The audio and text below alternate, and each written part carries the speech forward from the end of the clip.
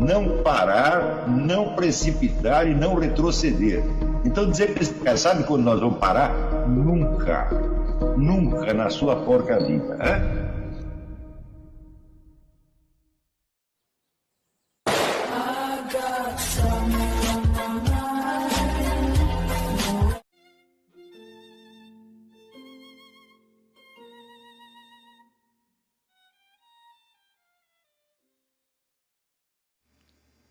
E aí pessoal, tranquilo?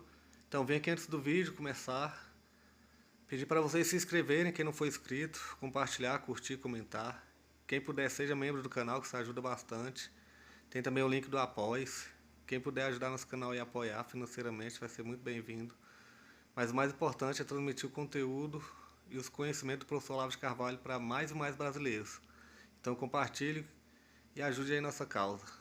Muito obrigado a todos os membros, apoiadores do canal. Fico muito feliz. Tenho certeza que a gente está no caminho certo. Então fiquem com o vídeo e até mais. Valeu!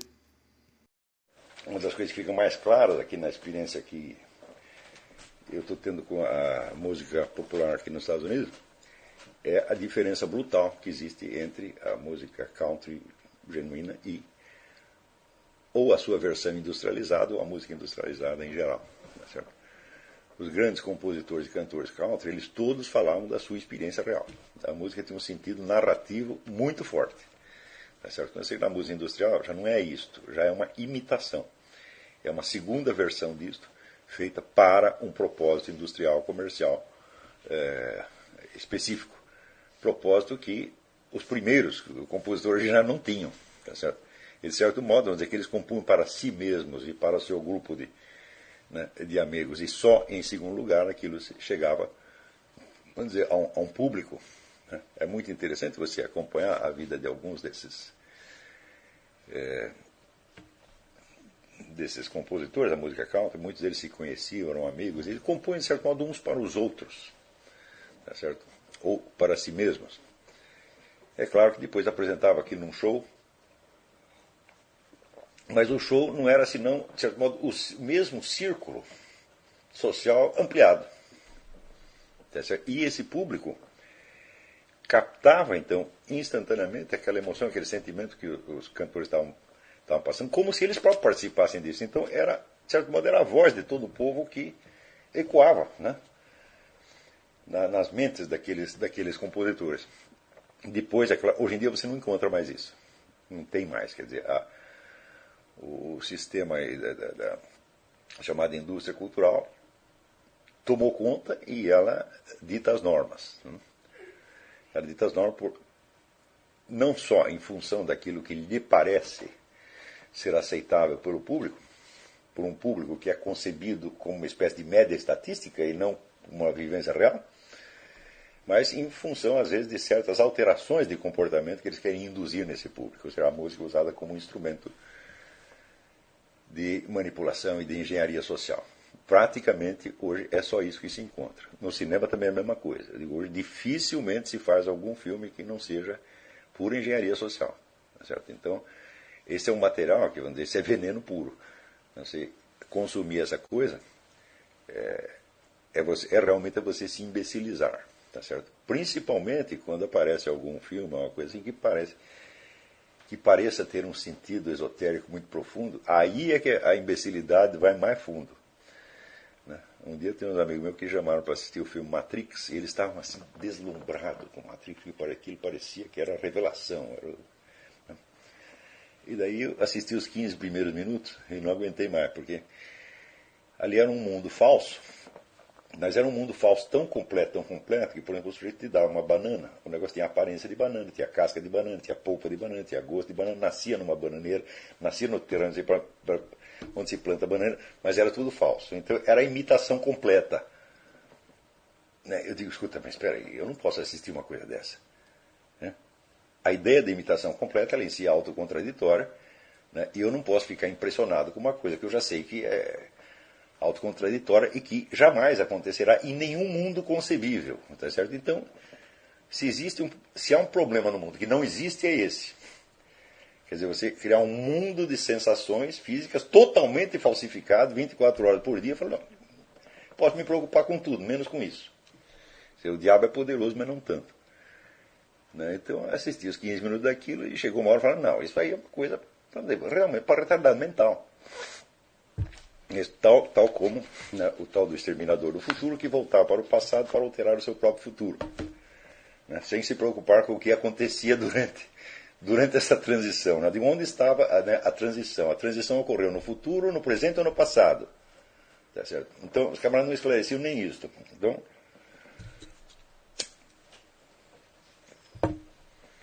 aquela narrativa, ela não tinha aquela conexão, aquela continuidade temporal mínima necessária para criar nem mesmo a mais remota impressão de verossimilhança.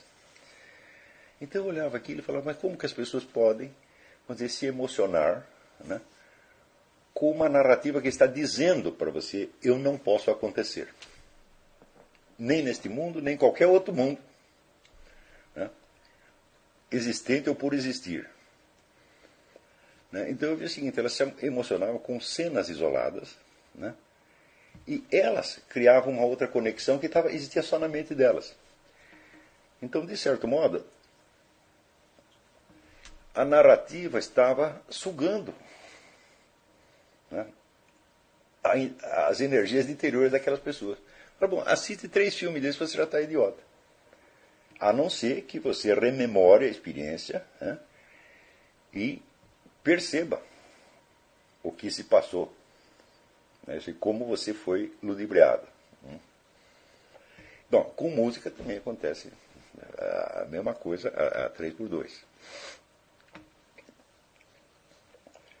Então eu fiquei muito feliz quando descobri este manancial da música country americana, porque é uma música muito límpida, né, feita apenas, vamos dizer, de emoções humanas genuínas, primárias, por assim dizer.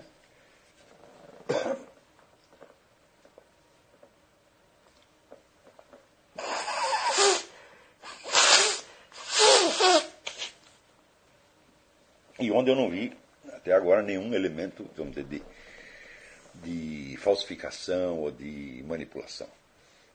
Né? Quando você ouve, por exemplo, ouvindo Pharoah Young, né, cantando assim a mulher que não quer mais falar com ele, né? Ela diz, ela não quer me magoar, mas ela não consegue dizer I love you. Né? A gente sabe que ele viveu isso. Né? Isso é parte da biografia, isso aconteceu mesmo. Né? E, então não tem falsificação. Né? Então por isso que eu achei que essas melodias são muito úteis para isso. O que é preciso conservar na memória não é a interpretação que você ouviu, é somente a melodia, como se você estivesse cantando. Ou assobiante, sei lá. E você fazia a sua coleção. Isto não é um senso de continuidade, mas isso ajuda a pegar. E, sobretudo, isto é uma defesa extraordinária contra a banalidade do ambiente. Né?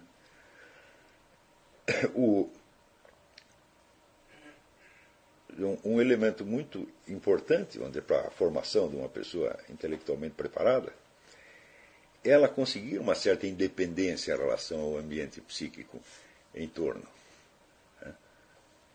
Então, você não se deixar levar pelas solicitações, pelo magnetismo de estímulos que só vão banalizar você e vão fragmentar a sua atenção. É você recusar a atenção ao que não interessa. Isso é muitíssimo importante. Você para, vamos dizer, como é que se faz para um filósofo, como se faz um grande romancista, um grande escritor? Bom, é fácil você perceber. Quando você lê um Balzac, um Tolstói, um Dostoiévski, você vê que aqueles camaradas eles tinham mundos inteiros dentro de si. A imaginação deles abrangia, às vezes era até maior do que o círculo de experiência deles. Né? Como é que se consegue isso? Bom, consegue-se abrindo um espaço interior que consiga abranger e transcender a experiência externa. Não tem outro jeito. Então quer dizer que o mundo interior desses camaradas é bem maior do que o ambiente social no qual eles estão. Isso quer dizer também que experiências que foram vividas em outras épocas, em outros lugares, e que são absolutamente inacessíveis na experiência real hoje, se tornam acessíveis para você. Como, por exemplo, você compreender os diálogos platônicos. Né? Aí o Paul Friedlander já nos deu o exemplo de como se faz isso. Você vai se transpor imaginativamente àquela experiência, você vai vivenciar aquele diálogo, você vai se tornar um dos discípulos de Platão. Você vai ver como eles, sentir como eles, etc. Você só pode fazer isso por imaginação, porque eles todos já morreram e o único documento que sobrou foi o texto dos diálogos. Né? Então você vai encenar aqueles diálogos como se fosse um teatro da sua mente. Não é fazer como na USP, nós vamos pegar aqui o texto e vamos decompor e vamos analisar. Não, isso aí você pode fazer também depois que você tiver preenchido aquela leitura com os elementos imaginativos. Se você for fazer antes, então você está secando o material. Tá certo? Então você cai numa espécie de intelectualismo masturbatório que não leva a coisa nenhuma e que é profundamente insatisfatório. Como as pessoas que praticam isso sentem que é insatisfatório, sentem que aquilo não resolve nada, então elas têm que valorizar aquilo socialmente, dando a impressão de que é uma atividade, né, intelectual muitíssimo importante e cheia de um treco que eles chamam de rigor. Né? Mas claro que tudo isso é um teatro de segunda categoria, um teatro mambembe. Né? A verdadeira leitura de Platão, ou de qualquer autor da antiguidade, começa, vamos dizer, com esta participação imaginária profunda. Esta participação pode, em seguida, vamos dizer, ser completada pela investigação histórica. Você vê que quando o Friedlander busca algumas informações no campo histórico para completar a sua experiência da leitura, ele está partindo de uma experiência imaginativa e depois é que ele está calçando aquilo na realidade dos fatos. Então, nunca ao contrário. Nunca primeiro a investigação filológica ou a análise de texto, etc. E depois isto. Nunca isto.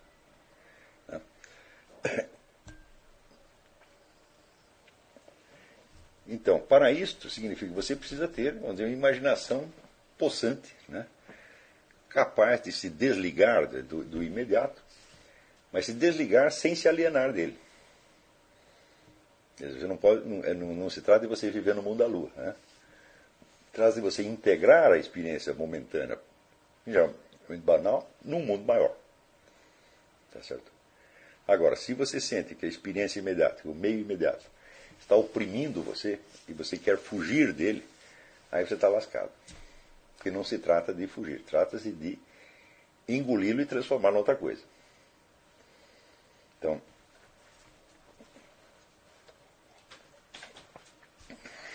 essa coisa, vamos dizer, das canções que eu estou falando serve muito bem para isso. Quer dizer, para você ligar ou desligar, né, do ambiente conforme você sinta que os estímulos são úteis ou inúteis. Quer dizer, você tem que se colocar ali não como uma pobre vítima que está sendo levada daqui para lá pelos estímulos ambientes, mas como o presidente de uma multinacional, entendeu? Que não recebe qualquer um na sala dele. Entendeu? Você quer falar comigo? Você tem que passar pela secretária, pelas relações públicas, pelo não sei o quê, e daí eu vou ver se te dou atenção. Quer dizer, eu estou sabendo que você está ali, estou sabendo que você está solicitando a minha atenção, mas não vou te receber assim, sem um sério motivo. Tá certo? As solicitações de atenção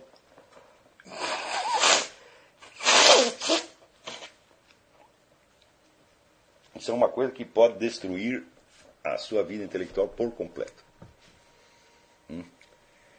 E se você se sentir como um bichinho acuado e tentar fugir para o mundo de sonhos, aí é que ela vai te perseguir. Tá certo? Então você tem que ter adquirir uma espécie de soberania sobre esta coisa. Né?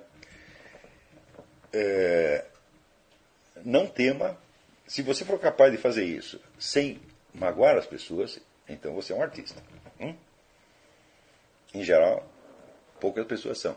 Né? Eu estou lendo, por exemplo, uma biografia da Ezra Pound, E Ezra Pound não conseguia fazer isso. Ele só conseguia defender o seu mundo interior sendo mal educado. Tá certo? E veja, Ezra Pound era um gênio, não era qualquer um, né? Então, mas ele não tinha esta habilidade, né, de recusar a atenção sem que nem as pessoas percebam. Eu tenho, aí eu sou super, nesse ponto eu sou superior ao Pound, né? Eu posso estar com uma pessoa durante 2 horas, não presta atenção numa única palavra que ela está dizendo, e a pessoa não percebe, acha que eu estou interessadíssimo, né? Então, mas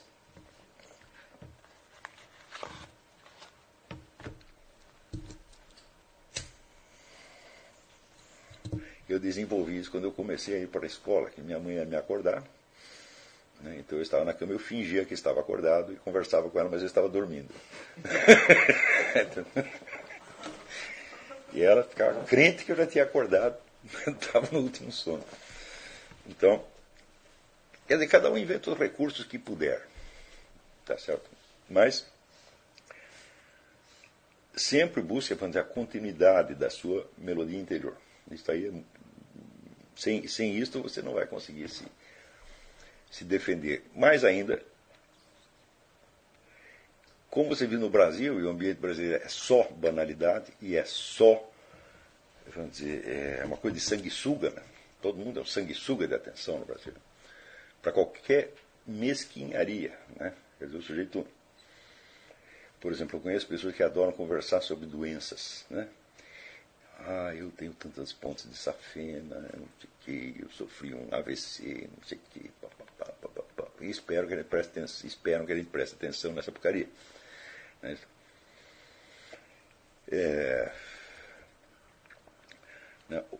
Outros vêm nos contar as suas realizações no campo erótico, né? Coisas desse tipo, né? Então, basta você ligar a televisão no Brasil, pronto, você recebe uma inundação dessas coisas, né? Não tem nada que preste. E se você vai, bom, agora eu vou para a universidade, eu vou para um ambiente mais civilizado, né? O que eles vão te dar lá? Né? Vão te dar como aquela menininha que trabalhou no filme, até esqueci o nome do filme, é 1 contra 1000, uma coisa, 1000 contra 1, baseado no livro do William Lima da Silva, que era o chefe do Comando Vermelho. Então aparece lá uma atriz dando uma entrevista, dizendo, não, porque aqui a gente vive no mundo da classe média carioca, mas daí eu li os livros do fulaninha de tal, que mostra, né, toda esta coisa do banditismo e tal, foi um outro mundo que eu descobri. Então ela acha que quando ela descobriu o narcotráfico, né, ela teve uma ampliação cultural absolutamente formidável, né? E eu me lembro que desde os anos 40, mais ou menos, tem pessoas que passam por essa experiência, descobrem que existe o banditismo em torno, né? E não percebe que o banditismo também faz parte da própria banalidade em torno, né? Você teve uma ampliação do seu horizonte sociológico, adquirindo informações que, no fim, não têm importância nenhuma. Não é isso? Se você pensar o que são esses 50 mil brasileiros que morrem por ano, né? São a repetição banal de uma realidade macabra. Quer dizer, o macabro se tornou banal também, né? Então, eu não creio que esta penetração nas misérias sociais seja efetivamente uma ampliação da inteligência, um crescimento da inteligência. Por quê? Porque ela se constitui apenas, vamos dizer, de dados homogêneos. Né? Isso quer dizer que milhões de cigarros de maconha, né, milhões de pacotinhos de cocaína, não contém nenhuma informação a mais, além do primeiro cigarro de maconha ou do primeiro pacotinho de cocaína. Tá certo?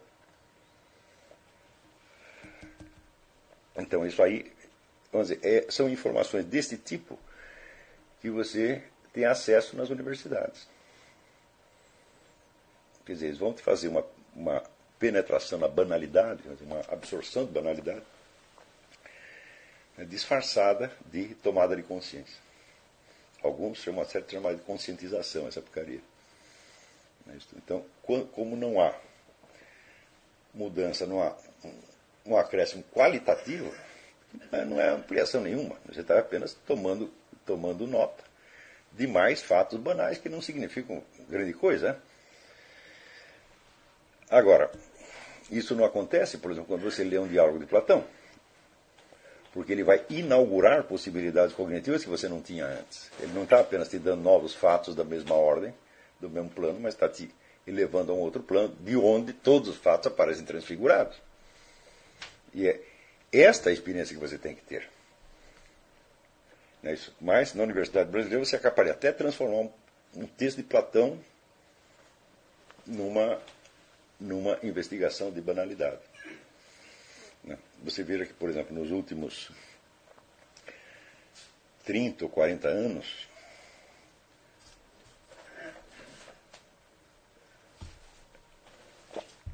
começaram a aparecer milhares de livros onde a obra dos poetas, dos filósofos, etc., é diretamente associada, vamos dizer, à sua vida sexual real ou suposta. Porque eu acho assim, qualquer investigação da vida sexual ali é sempre suposta. Se há uma coisa que ninguém fica sabendo, na verdade é isto. Mas você pode ouvir falar alguma coisa, especular. E o mais incrível é as pessoas acharem então que a vida sexual é o centro de construção da personalidade. O que é uma coisa realmente impossível. Se é uma coisa impossível, é esta. Mas as pessoas apelam para o Dr. Freud, e o máximo que eu posso dizer do Dr. Freud é que é o seguinte, é que é um sujeito inconsciente, idiota. Um cara que não tinha a mínima autoconsciência e que inventava coisas para justificar uma mitologia pessoal dentro da qual ele viveu, de certo modo, para justificar que comia a cunhada. Então, em matéria de conhecimento da alma humana, o Dr. Freud não é nenhuma autoridade. Embora alguns fatos que ele tenha observado de fato existam, mas isso não quer dizer nada. Muito bem. Também em função do mesmo problema,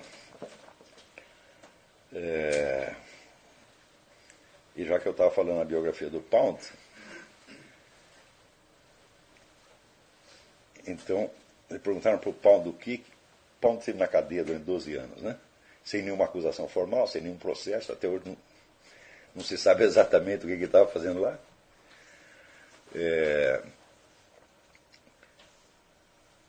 Mas eles perguntaram para ele, e todo dia recebia visitas. Então perguntaram para ele do que ele conversava com as visitas. Daí ele respondeu com uma citação latina que eu não sei, eu acho que é de Virgílio, mas não tenho certeza. Ele respondeu, de literis de armis prestantibus que ingenies. Quer dizer, de letras, de armas, e de gênios formidáveis. E daí dizer ele que são as únicas coisas das quais as pessoas inteligentes devem conversar. Então, as conversas também são extremamente importantes para isso. Quer dizer, se no seu círculo imediato você não tem com quem conversar de letras, de armas e de gênios formidáveis, tá certo? Não converse sobre nada. Tá certo? Você vá para a internet, conversa com seus companheiros de seminário de filosofia sobre alguma coisa que preste. Se bem que no próprio fórum do seminário de filosofia, eu vi gente baixando o nível da conversa. Baixando o nível da conversa não quer dizer que diz palavrão, não quer dizer que diz coisa feia, não é disso que eu estou falando, Não estou falando do ponto de vista da moral banal, não é disso que eu estou falando. O que no Brasil também se chama de nível é outra coisa.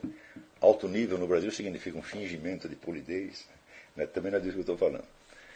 Eu estou falando da substância dos assuntos discutidos. Quer dizer, o indivíduo que entra no fórum do seminário para ver com o small talk, pelo amor de Deus, o que é isso? Small talk você pode ter com o homem do posto de gasolina, com a sua empregada, e assim por diante. Mas eu vou dizer uma coisa muito séria para vocês, mas muito séria, muito séria. Small talk é proibido. Uma pessoa de estudo, um homem de estudo, nunca tem small talk. Nunca. Então, o que quer que diga, mesmo que pareça small talk, tem que estar carregado uma segunda, uma terceira camada de sentido e tem que ser algo que está enriquecendo realmente a convivência. Tá certo? Então, Infelizmente, no Brasil, há muito tempo não se tem esse tipo de diálogo. Quer dizer, ou você tem só o small talk, ou você tem um fingimento de vida intelectual no nível universitário puramente profissional.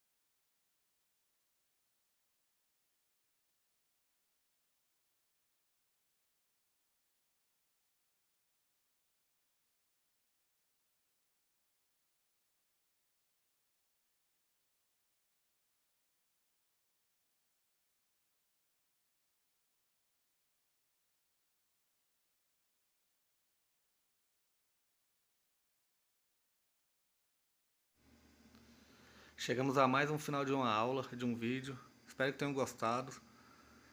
Quem não se inscreveu ainda, se inscreva, compartilhe, comente. Ajude o nosso canal, apoie, seja membro.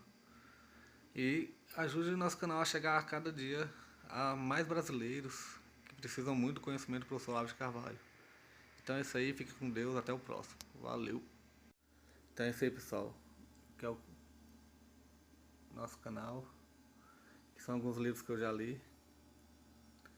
A maioria foi doação, mas alguns eu adquiri, professor Olavo de Carvalho. Alguns livros se perderam aí que eu emprestei. Professor Alexandre Costa. A Bíblia Sagrada.